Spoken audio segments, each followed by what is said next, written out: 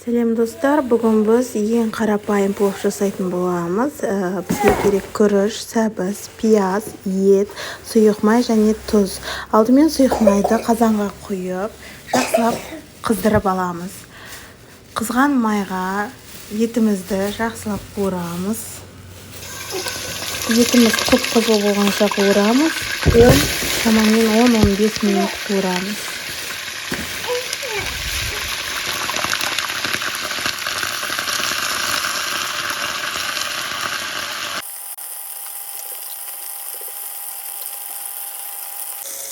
Еттің екі жағын жақсылап қыздырып болған соң, рет-ретімен пиязымызды салып, оны да бір 10 минуттай қыздырып, қуырып аламыз етпен бірге.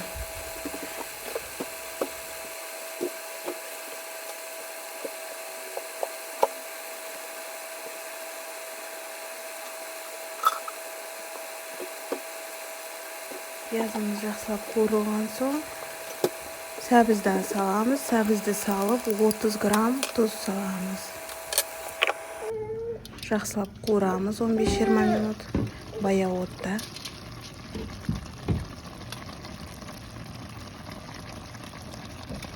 Сәбізіміз жақсылап қуырылған соң 500 грамм 500 мл су құямыз. Яғни үлкен кесемен бір кесе 500 мл су құйып, тағы да қақпағын жауып 15-20 минут қайнатамыз. Содан соң күрішімізді салып,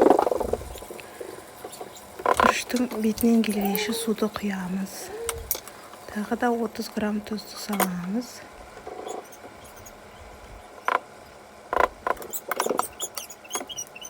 Су тартылғанша қайнатамыз. Пловқа қалуан болғанша сарымсақ салсаңыз болады.